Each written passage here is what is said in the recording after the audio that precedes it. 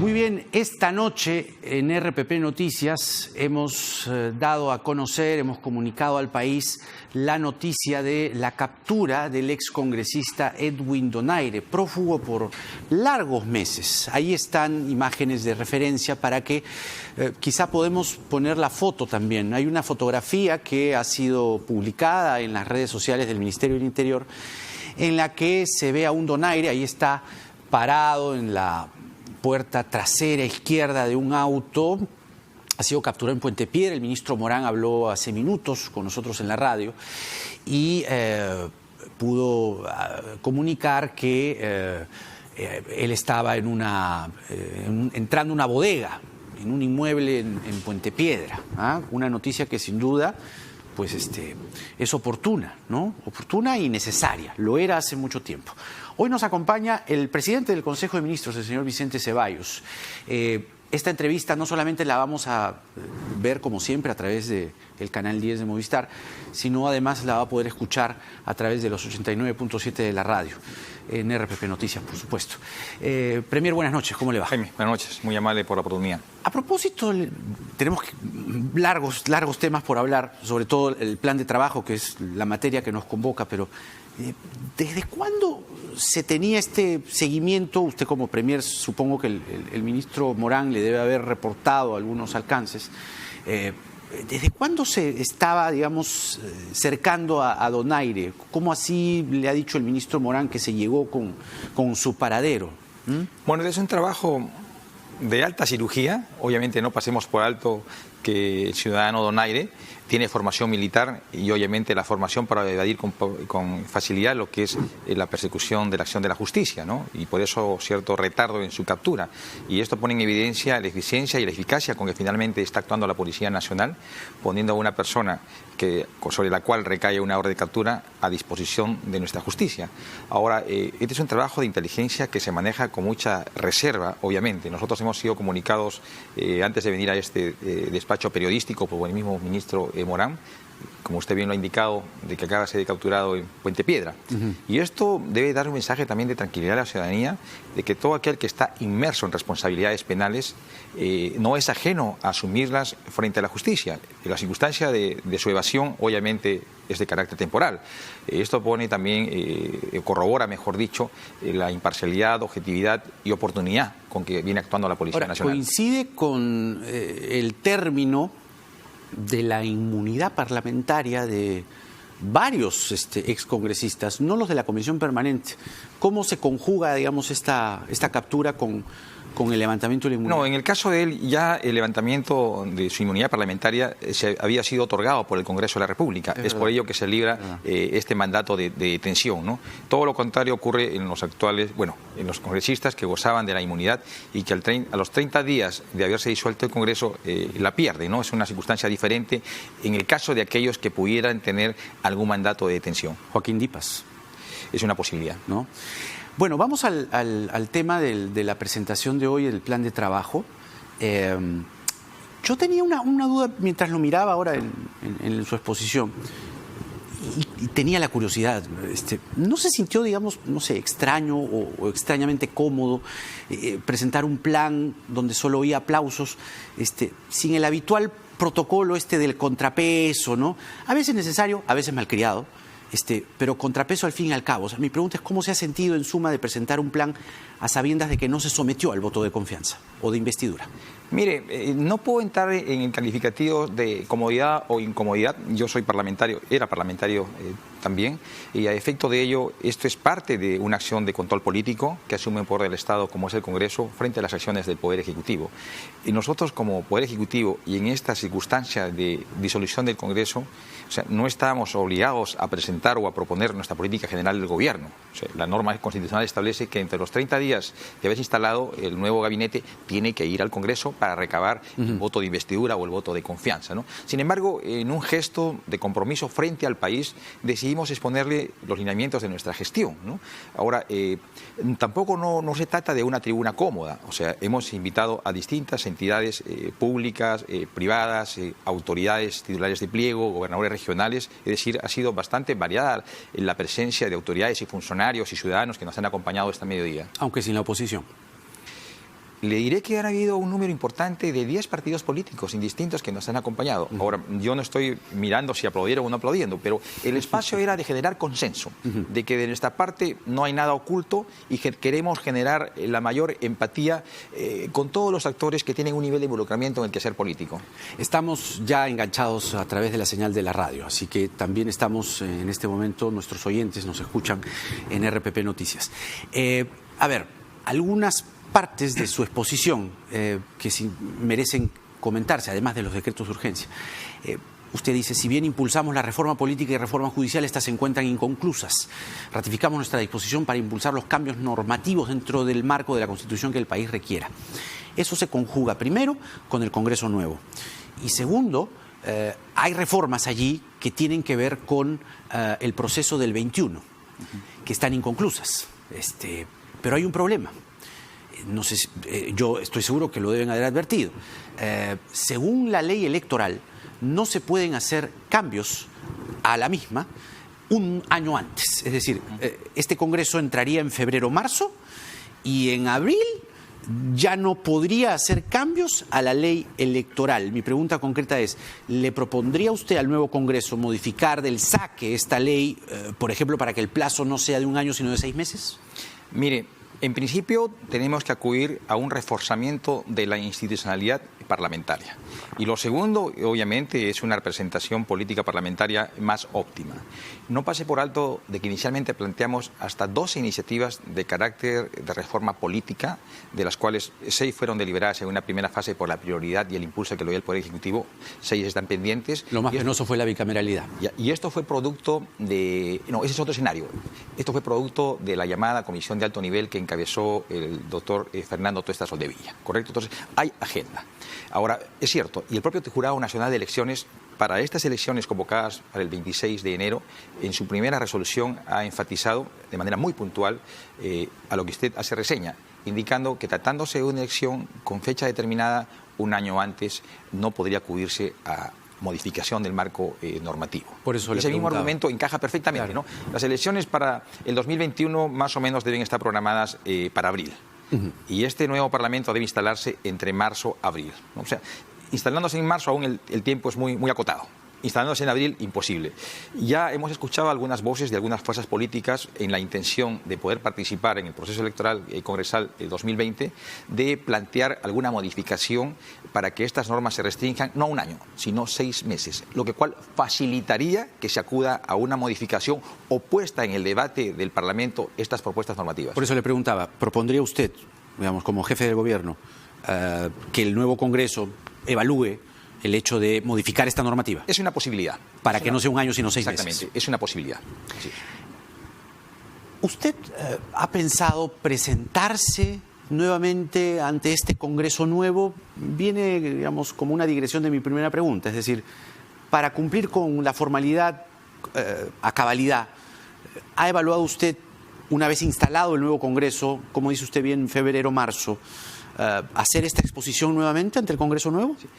Le agradezco por la pregunta porque resulta sumamente pertinente. En principio, constitucionalmente estamos obligados a dar cuenta de los decretos de urgencia, más allá del informe que va a trasladarle la Comisión Permanente al nuevo Parlamento. Estamos obligados a ir a explicar los contenidos y alcances de los DU que ya hemos aprobado. Pero lo segundo, obviamente, nos parece que sería sumamente pertinente acudir al Congreso para explicar el actuar del Poder Ejecutivo, en este caso en mi condición de presidente del Consejo de Ministros, de qué es lo que ha acontecido en este intervalo de tiempo y obviamente tratando en un gesto de apertura democrática. Obviamente esto puede estar sujeto a la evaluación como corresponde dentro del mecanismo de control político del Parlamento.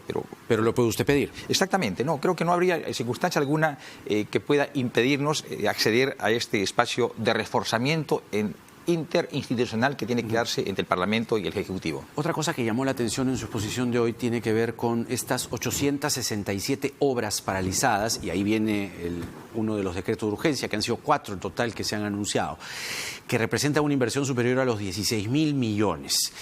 Ahora, se ha aprobado este DU con medidas para que estas obras paralizadas puedan reiniciarse en los plazos más cortos posibles. Y allí me surgen varias interrogantes. Primero, no le voy a pedir que me enumere las 867 obras, pero quizá me podría decir, y se lo pediría, que me diga cuáles son las más grandes, las más importantes, las más trascendentes, sobre todo las que tienen mucho impacto en la gente. ¿Cómo se van a ejecutar es lo otro? Porque decir plazos cortos en la administración pública es como si se apareciera la Virgen o también el mismo demonio, y muchas veces ha pasado lo segundo más que lo primero. Sí, mire, este es un proyecto impulsado por la propia Contraloría a instancia de un diagnóstico y evaluación oportuna, obviamente, y que fue planteado en un proyecto al Congreso. Lamentablemente no tuvo la atención prioritaria que meritaba y a efecto de ello lo hemos hecho nuestro. El Ministerio de Economía y Finanzas y distintos ministerios especializados han estado en permanente comunicación con Contraloría para articular de la mejor manera y que obviamente sea producto de un consenso este decreto de urgencia como efectivamente se ha dado, ¿no? En principio está considerándose dentro de este paquete de obras aquellas que tengan un avance más allá del 50%. Lo segundo, se ratifica el control concurrente de Contraloría como una garantía de transparencia. Esta compañía permanente. Exactamente, ¿no? Y lo tercero que me parece sumamente sustantivo es que este 50% o más que pudiera encontrarse en una obra en cuanto a su estado de avance físico-financiero tiene que estar sujeto a una especie de validación, me refiero peritaje, que nos diga a ciencia cierta en qué estado se encuentra. Porque muchas de estas obras están sujetas en principio por abandono de la empresa constructora, o muchas están sujetas a paralización por alguna acción de orden judicial, ¿no? Arbitrajes, medidas cautelares. Entonces puede generar algún nivel de responsabilidad. Pero ¿cómo se va a destrabar? Es una varita mágica. Por eso no es tanto una varita mágica, ¿no? Sino resulta sumamente pertinente enfatizar que aquí la pieza clave es el proceso de evaluación tipo peritaje que tiene que hacerse del estado situacional en que se encuentra esa obra. Ajá. ¿La más emblemática? No le puedo dar una reseña específica de una obra. Hemos hecho una evaluación integral. Pero es en los 3 niveles de gobierno. Sí, gobierno municipal. Cuando usted habla de maquinaria paralizada, por ejemplo, la Ramiro Prialé. Sí, está la maquinaria ahí y Odebrecht se fue y la dejó tirada. Mire, hemos encontrado una... Yo le comento un caso, ¿no?, que nos comentaba justamente la ministra de la Producción. Un desembarcadero, ¿de acuerdo? Fondepes lo licita. Lo licita en Lima. La obra se ejecuta en Hilo. La empresa ganadora, alegando que no se le ha entregado el 100% del espacio físico, solo el 95%, recibe los adelantos de obra, abandona la obra y se va hasta el otro lado, a Amazonas. Y mediante una medida cautelar neutraliza la posibilidad de que la otra parte, que es Fondepes, pueda ejecutar las cartas fianza.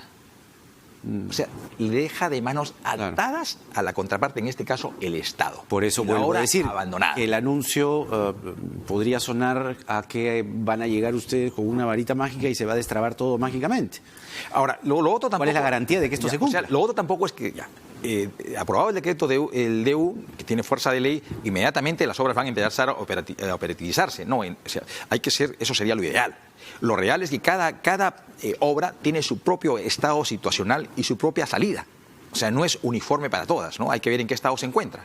¿Cuál es el estado de avance? No todas están un 50%. Ahora, hay otro decreto de urgencia que sí creo va a tener mucho impacto en la gente, en su vida diaria, que es el del acceso a medicamentos genéricos, ¿no?, con medidas para que la población pueda tenerlos. Ahora, debería o debiese, quizá, algunos lo sugieren, estar acompañada de la propia obligación del Estado para entregar medicamentos gratuitos donde va la gran mayoría de peruanos, ¿no? Y además usted y yo sabemos que allí hay grandes casos de corrupción. ¿Es solo el medicamento genérico o también, digamos, la entrega gratuita? No, esta es una primera fase. Estamos hablando exclusivamente de medicamentos genéricos en un número de 40, que vía reglamento el MINSA tiene que identificar cuáles de estos son. Y lo segundo, quizás el impacto de rechazo que ha generado en un sector de los boticarios, como se le llama, o farmacias pequeñas, es de la exigencia u obligatoriedad pasible de una sanción. En principio se habla, si es que no se lo tuviera como un mínimo, se habla de una amonestación o de una sanción que el máximo es 2 UITs. Pero Es una fase de sensibilización y tiene que identificarse las acciones y las sanciones, pero esto será a instancia de un reglamento. Lo que sí quiere que es la trascendencia, el fondo del asunto, es que los medicamentos genéricos estén al alcance de todos los ciudadanos. En todos los establecimientos públicos y privados. Exactamente. Y en las clínicas. En todos. En los hospitales.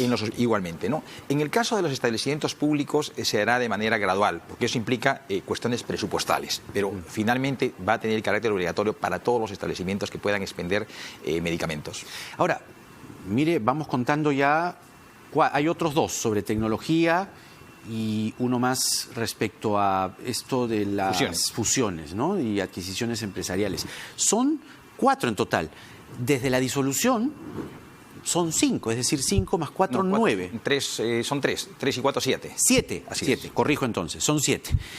La comisión permanente ya ha citado a una sesión para el próximo miércoles en donde va a hacer lo que tendría que haber hecho desde el principio. Es decir, según la Constitución, el artículo 135, la comisión permanente reunida opina, evalúa, hace un debatito, comenta y deja anotaciones que el próximo Congreso va a observar, va a recibir, y usted debe ser consciente que es muy posible que el nuevo Congreso observe y pueda incluso hasta someter a un debate público ácido, no uno, sino varios de estos decretos de urgencia. ¿Qué pasa en ese escenario? Es decir, se han anunciado hoy los decretos, pero llega el nuevo Congreso y dice, lo de las fusiones no, tal cosa no. Entonces, ¿el anuncio queda cómo?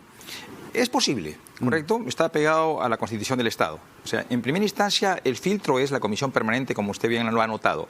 Pero esto es meramente formal, por cuanto ellos revisan y opinión de cada uno de los decretos de urgencia tiene que darla al nuevo Parlamento. Claro, yo me refiero a eso, al nuevo Congreso. El nuevo Parlamento tiene la perfecta habilitación constitucional para poder validarlos, o sea, ratificarlos, revisarlos o derogarlos inclusive, ¿no es cierto? Sin embargo, por eso nosotros estamos siendo sumamente cautos en sus contenidos, en respetar el marco constitucional y sobre todo el soporte, el impacto al cual van dirigidos, de tal suerte que se defiendan por sí mismos.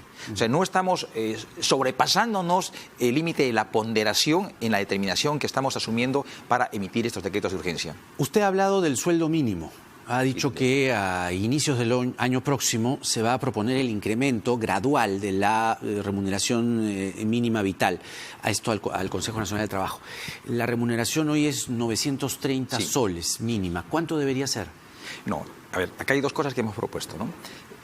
Una está relacionada a lo que es el incremento, efectivamente, que tiene que ser deliberado en el Consejo Nacional de Trabajo, donde tiene representación los gremios empresariales, los gremios laborales y obviamente el Estado, en este caso el Ministerio de Trabajo. Y será producto del trabajo, del consenso que se genere, que finalmente se determine. Si no mal recuerdo, una petición de manera reiterada que lo han hecho las centrales laborales es más o menos 2.300, que a 930 obviamente es elevadísimo, ¿no? Pero el primer paso, ¿cuál debería ser? La discusión en el Consejo Nacional de Trabajo. ¿Pero de 930 cuánto? No, es que es un monto que tiene que consistenciarse y trabajarse técnicamente. O sea, no es que uno lo proponga y se pone ese monto. Sin embargo, no pasemos por alto. El último incremento se dio más o menos en el verano del 2018. Y lo usual es que cada 2 años se acuda a una revisión. Pero es usted consciente que este anuncio no es completo, ¿no? ¿En qué sentido? En el sentido de que hay un enorme porcentaje de la torta laboral que es informal. Mire, esto lo hemos conversado con la ministra de Trabajo y el efecto va a ser sobre alrededor de 500.000 trabajadores. Siempre se utiliza, y con toda la consideración, el argumento de que esto va a generar mayor informalidad. Y por la respuesta propia que nos dio en el debate que se da en el Consejo de Ministros... Yo no me refiero a eso. Yo me refiero a que hay un porcentaje que puede ganar más, puede ganar menos, puede ganar la de Dios. Y este impacto no tiene, digamos, en ese público, en esa gente que trabaja en la informalidad, algún tipo de acicate. Mire, para algunos quizás, pero no hay para planilla, otros sí. ¿no? No, pero es claro. No, me refiero a mi pregunta, es ¿qué van a hacer con la informalidad? ¿Qué están pensando hacer con la informalidad? Sí, es un trabajo gradual de mucha sensibilización para empezar. O sea, tenemos que dar en nuestro país institucionalidad. Que el empresario se tenga, primero el empresario, que se sienta amparado por el Estado, protegido por el Estado. Y lo segundo, el propio trabajador. Lo que sucede es que estamos cundidos por una especie de desconfianza generalizada sobre el Estado y tenemos que revertirlo. Y el propio Estado tiene techo de vidrio y los trabajadores CAS, ¿qué me dice usted? No, es más, yo le comento, yo era ministro de Justicia, teníamos régimen CAS. teníamos régimen 728, teníamos régimen 276. ¿Y lo siguen teniendo? Y teníamos régimen de terceros, ¿correcto? 4 regímenes diferentes. Y el que menos ganaba era el permanente, que es el 276. ¿De acuerdo? El estable. Sí, y le digo, y en lo personal, ¿no? Por eso creo yo que me pareció una norma pertinente la llamada ley servil, porque permitía ordenarnos. No es posible que siendo el empleador uno solo, que es el Estado, por una misma función laboral haya distintas remuneraciones. O sea, eso es arbitrario e injusto. Pero siguen los trabajadores CAS. Exactamente. Por eso le digo, esto tiene que ser parte de un proceso gradual. ¿Hacia dónde? Gradual hacia que haya una unificación, un ordenamiento, no solamente en la parte remunerativa. Claro, pero la informalidad llega más o menos al 70% aproximadamente. ¿Están pensando, digamos, en un número menor? Obviamente, la perspectiva es que esto aminore, obviamente. Nadie quiere, no puedo hablar de porcentajes ahora, esto tiene que ser producto de una evaluación técnica. Yo, digamos, me atrevería a decir que deberían tener como que ya 50-50, ¿no? Por eso le digo, hablamos en perspectiva, ¿de acuerdo? Pero eso tiene que ser con criterios técnicos y un marco regulatorio que tiene que impulsar el propio Ministerio de Trabajo. Tía María es el otro tema, ministro, porque lo último que hemos sabido es que hay 5 personas detenidas hasta este momento. 2 de ellas son menores de edad. Los accesos y las salidas al Valle del Tambo están cerradas. Usted ha dicho que no se va a imponer el proyecto Tía María. Permítame, pero eso suena a que el Consejo de Minería no era tan independiente como decía el presidente. ¿Su opinión está poniéndose por encima de lo que dijo el Consejo de Minería? En absoluto. ¿Pero por qué no era tan independiente? Obviamente... El presidente dijo que era independiente. Es independiente. Pero el Consejo de Minería ha dado la autorización a Tía María. Exactamente. Y pero usted dice que se va a evaluar. Y porque es independiente, finalmente ha ratificado, ha validado la licencia de construcción de la cual goza la empresa Sauder Perú respecto a este proyecto de inversión. Pero usted ha dicho hoy que se va a evaluar eso. No, a ver, primero, nosotros somos respetuosos de la autonomía del Consejo de Minería, ¿correcto? No solamente por una cuestión normativa, sino por una política de gestión. Tenemos que respetar los fueros, ¿correcto? Lo segundo, ratificando lo que ha sido un lineamiento de gestión, no vamos a imponer ningún proyecto de inversión. Somos conscientes del impulso que le da a la economía y al crecimiento socioeconómico en nuestro país la actividad minera. Cuando dice imponer, ¿a qué se refiere? Cuando no vamos a imponer, es decir, que desde el Estado seamos ciegos a una realidad social. La propia empresa lo ha reconocido. Necesita un mayor espacio, hablando de tiempos, para acudir a un mejor proceso de sensibilización que no lo han dado por cerrados. Palabras de la propia empresa. Y en lo que respecta al gobierno, hemos dicho que no vamos a imponer en tanto no se pueda mejorar estas condiciones o relaciones sociales. Obviamente la colectividad tiene un profundo rechazo sobre este proyecto de inversión. Obviamente nosotros no podemos darle las espaldas a ello, tenemos que entenderlo. De una u otra manera hay que generar espacios de entendimiento. La democracia, ¿qué posibilita? Diálogo. Y lo que está faltando es comunicar de mejor manera, en primera instancia, la propia empresa. ¿Cuáles son las ventajas o bondades que tiene este proyecto de inversión en la actividad social, en la actividad económica? Pero dígame claramente qué opina el gobierno, porque lo que ha dicho hoy el Consejo de Minería es que se ha otorgado la licencia de construcción. Sauder está hablando hoy de viabilidad, pero el presidente en los audios que se publicaron antes de la propuesta de adelanto de elecciones, antes del 28 de julio, sugería cancelar el proyecto con los gobernadores regionales. ¿Cuál es la posición oficial del gobierno sobre el proyecto Tía María? Somos respetuosos del orden jurídico. Somos respetuosos de la autonomía de las entidades que tengan que emitir algún nivel de opinión sobre este tipo de proyectos. Pero como gobierno también tenemos que ser sumamente cautos.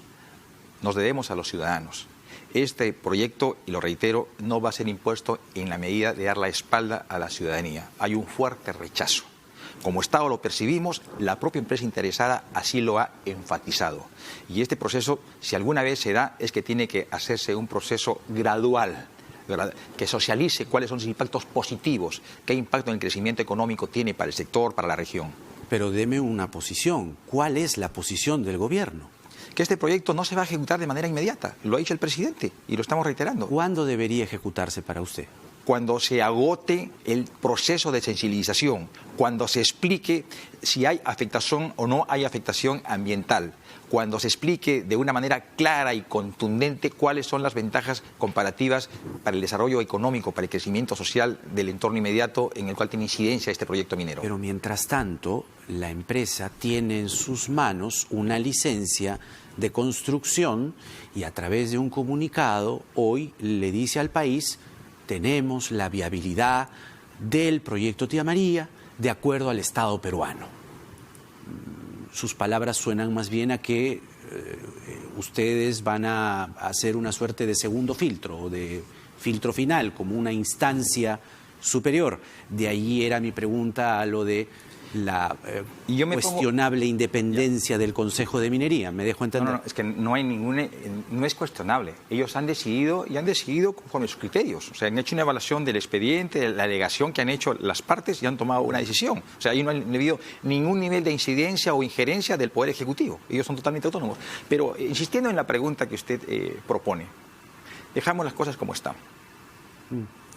En estas condiciones, ¿se puede desarrollar el proyecto minero?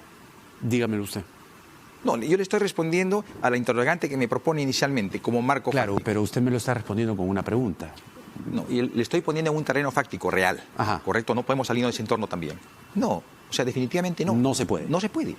Y por eso la propia empresa, apenas aconteció el otorgamiento de la licencia, que fue el año pasado, si no me recuerdo, este año, perdón, ¿no? Apenas se otorgó la licencia de construcción, la empresa sacó un pronunciamiento indicando que en tanto no se logre paz social, este proyecto no va. Lo sacó en un pronunciamiento de manera expresa. O sea, no va hasta cuándo, según usted. Es decir, hay una convulsión, hoy las pistas están bloqueadas, no hay acceso, repito, al Valle del Tambo, hay 5 personas detenidas. Pero el Consejo de Minería ha dado la viabilidad, ha dado la licencia de construcción. ¿Qué hace Southern mientras tiene la licencia de construcción en las manos? ¿Qué le diría usted a Southern ahora, aquí, esta noche, si ya tiene una licencia de construcción? ¿Qué se espere? Yo no necesito decirle nada a Southern. Southern ya lo ha manifestado. Lo que sí me corresponde, como parte del Estado, impulsar espacios de diálogo, de entendimiento, de buscar respuestas a las múltiples interrogantes que se han planteado y que no acaban de ser resueltas y que está generando incertidumbre. El señor Cáceres Yica ha tenido palabras muy duras contra ustedes. Él dice que el presidente cerró ilegalmente el Congreso para hacer lo que se le dé la gana, como darle licencia a Tía María. Dice que van a ir al Poder Judicial y espera que allí no meta sus narices, sino ya verá ese presidente de facto. Cierro comillas. ¿Cuál es la respuesta del gobierno? No merece ningún comentario, señor Cáceres Yica. Verónica Mendoza dice que lamentablemente el gobierno elude una vez más la decisión sobre Tía María, a pesar de todas sus irregularidades, manteniendo en zozobra a la población del Valle del Tambo. Ni con Tía María ni con APPs corruptas se mejorará la economía de la gente. La izquierda solía ser aliado político del gobierno. Hoy parece que al menos esta alianza de Mendoza y Cerrón le están dando la espalda. Bueno, es una percepción ideológica de este tipo de actividades productivas, ¿no? O sea, que hay que tomarlo desde el ángulo de la propuesta político-partidaria, ¿no? Nosotros tenemos una responsabilidad como Estado y respondemos de esa responsabilidad. Usted habla de una comisión que desde mañana va a evaluar in situ el proyecto. Obviamente, ¿Quiénes componen ese grupo? No, es de la UEFA, ¿no? Ya se hizo anteriormente en el caso de las Bambas para acudir a una evaluación del impacto que está teniendo el estudio de impacto ambiental otorgado a Tía María. Si no mal recuerdo, fue otorgado en agosto del año 2014, han transcurrido 5 años y el tiempo transcurrido habilita que se haga una supervisión, pero dentro de las competencias que tiene que asumir OEFA. Ahora, muy caliente es la papa de Tía María, ¿no? Muy caliente. Pero... Muy caliente, es un conflicto no de ahora, lo hemos encontrado. Distintos gobiernos no han sabido zanjarlo oportunamente.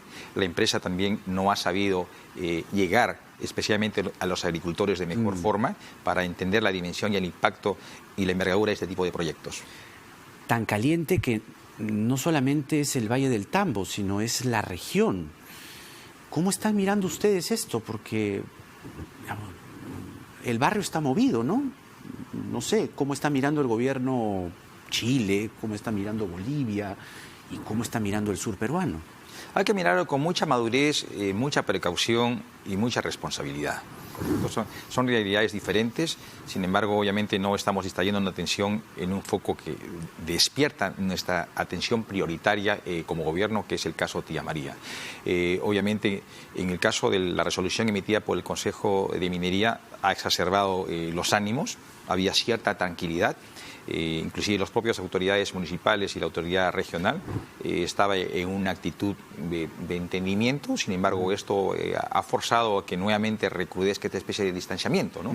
En democracia su mejor fortaleza es el diálogo. Seguiremos conversando, los equipos técnicos de conflictos sociales seguirán acudiendo, posibilitando un mejor entendimiento. ¿Cuánto descolocó la posición oficial del gobierno lo que se conoció a través de los audios en los que el presidente prácticamente negociaba con estos gobernadores cancelar el proyecto, y lo que se dejó entrever en esas afirmaciones que fueron en privado, pero alguien las grabó y las hizo públicas, es que el presidente no quería comprarse esa papa caliente que usted me reafirma esta noche que es muy caliente?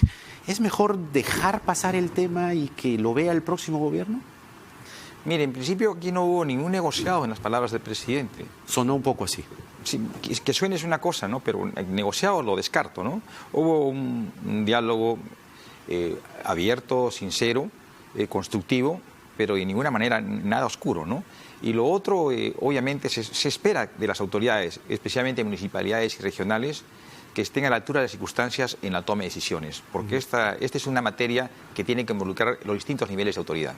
No quiero dejar pasar la demanda competencial del Tribunal Constitucional, que es una pregunta que tenía pendiente para usted, porque el TC ya resolvió, además 7-0, y ustedes tienen que responder. Claro, el presidente hoy dice que va a esperar la notificación y luego va a contestar, pero hay un plazo de 30 días hábiles.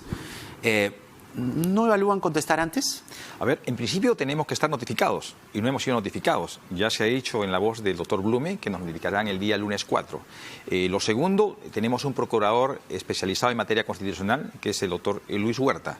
Obviamente queda en su discrecionalidad si él asume el impulso de la defensa o en todo caso se contrata a un abogado ad hoc especializado para esta materia, ¿no?